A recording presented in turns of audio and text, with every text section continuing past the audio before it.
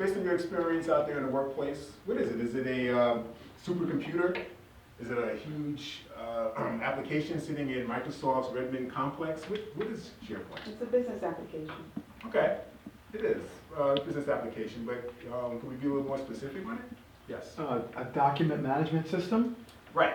So I hear that a lot about SharePoint. It does do document management, but is that all it does? It's an enterprise resource planning tool. Enterprise resource planning tool. We can certainly unpack that, and it certainly is run in large corporate spaces. All right, but can it be scaled down to smaller work groups, maybe even individuals? Can we see SharePoint used in those types of situations? Well, it would be too expensive for an individual. Yeah, it's very expensive. I've seen it done very creatively with individuals. And just to give you an example, when I was studying for my own my own test for certifications, I had to buy multiple operating systems.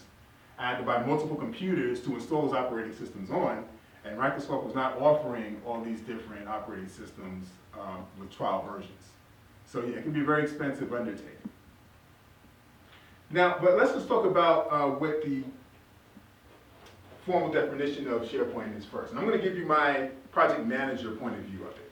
All right, so I'm going to give you a nice succinct definition in case you're asked this question in an interview or maybe you're on a job. All right, so SharePoint is a collaboration platform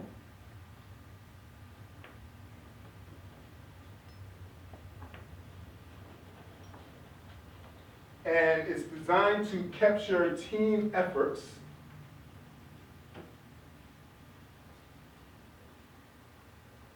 in a managed content environment. So everybody got that? Yes. All right, so next time somebody asks you, there you go. That's the same definition. Let's talk about the hardware requirements for SharePoint for a second.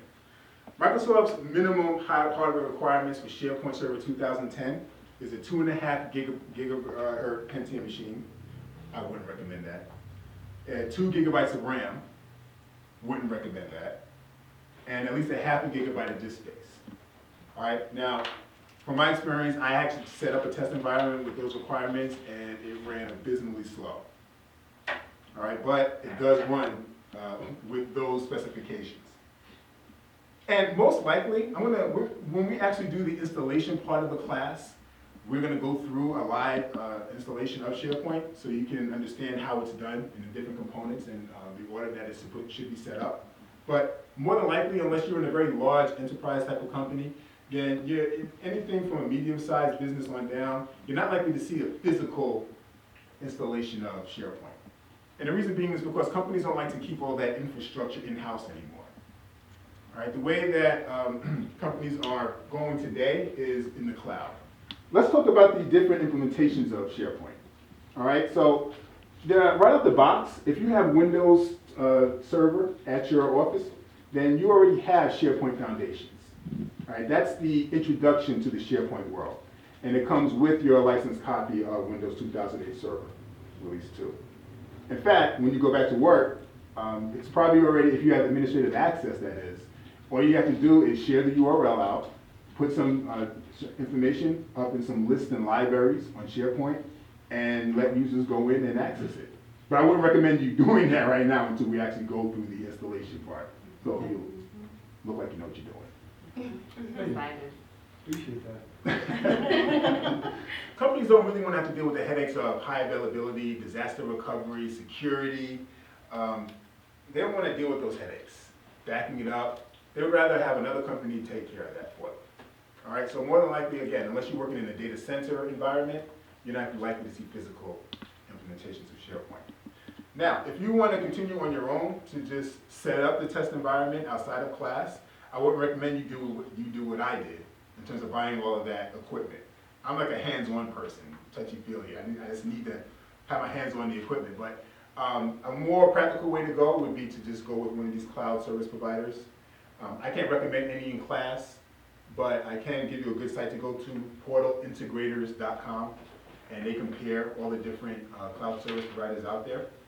And that way, just set up a test environment on your own. It'll be a nominal monthly fee, You can install it, uninstall, set up all sorts of different scenarios. All right, and it's a much easier way to go. So, what operating system do we need to operate SharePoint? Will it run on a Unix server? No. No.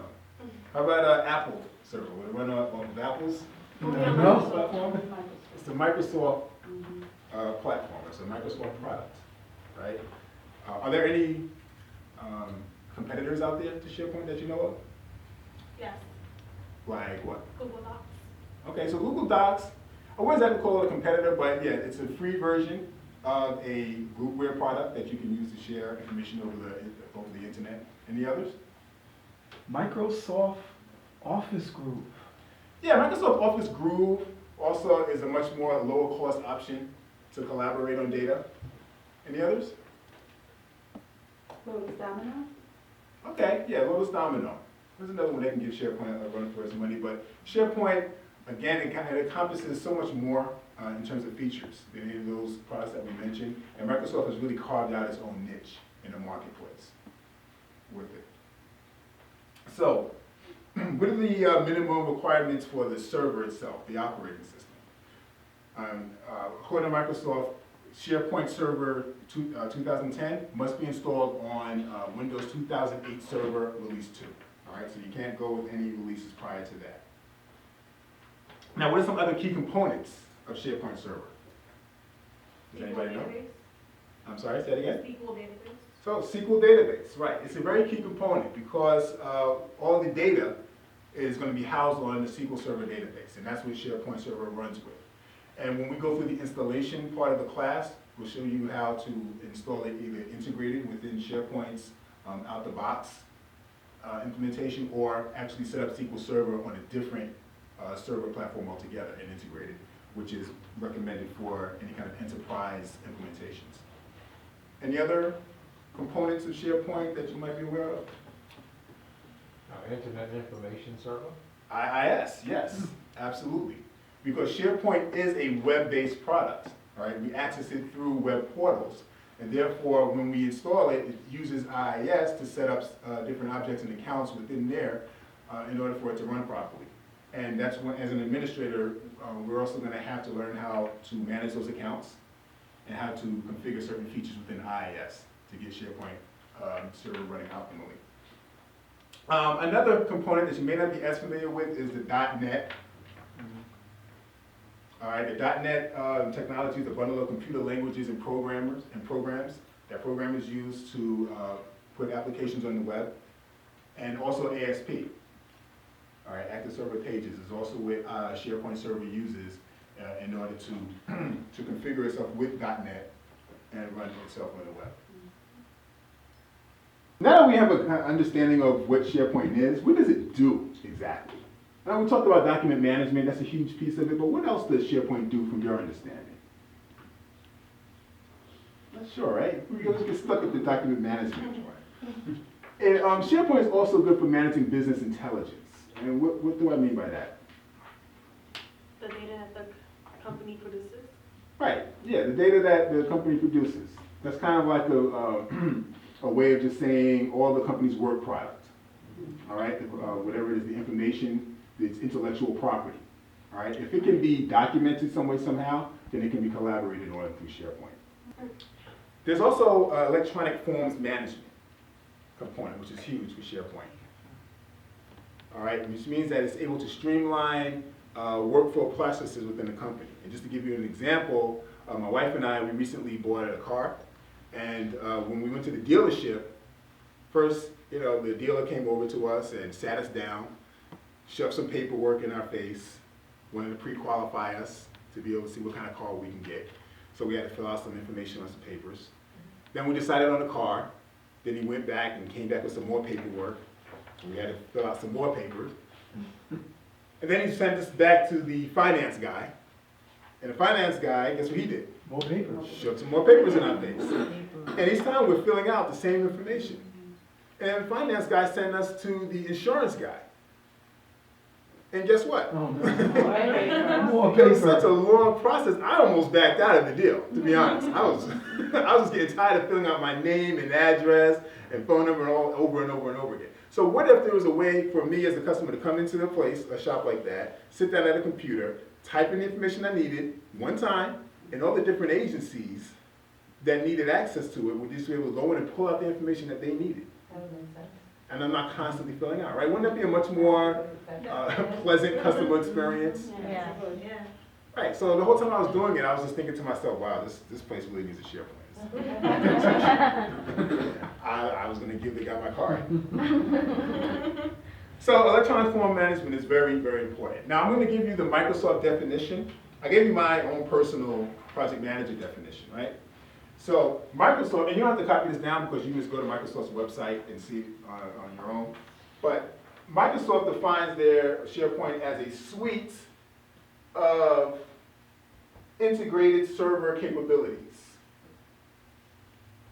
Okay, so it's a suite of server capabilities. And we talked about some of those. IIS, Internet Information Server, SQL Server, right? These are some components that SharePoint uses to run properly.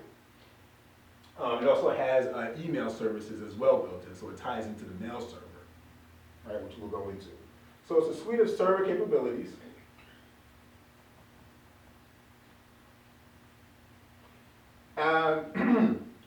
Which manages content. All right, and we talked about content being the business intelligence, the work product of the company. All right, it accelerates business processes. And again, my example in the car dealership is one example of how I could have been quickly moved through the pipeline before I changed my mind and buying the car, right? So it has the ability to accelerate business processes. And we talked about an example where I'm the customer from outside coming in, but it's also able to facilitate interdepartmental work groups, all right, and collaboration on data. And that's a huge strength of SharePoint as well. I know in a lot of environments that I go to now, I'm brought in to do just that. You have the accounting department that needs to work with the marketing department that also has to work with IT. And all of them have to collaborate on different projects or different facets of the projects. So if there's any documentation that's created out of whatever the project is, we can put a SharePoint environment together. Perhaps a knowledge portal, perhaps a social networking piece, whatever is necessary for those different departments to come together, we can set it right up on SharePoint, all right? And then we can actually create custom applications as well to create workflow processes. Again, we're gonna go through all of that. And I think the best way to teach SharePoint to students is really to break it down into its 6 major capabilities. All right, and the 6 main capabilities of SharePoint are the sites capability, communities, search capability, insights capability, and composites. And we'll go through each one of them throughout the course so that you have a really good understanding of just all the different elements that comprise SharePoint. So you have your homework.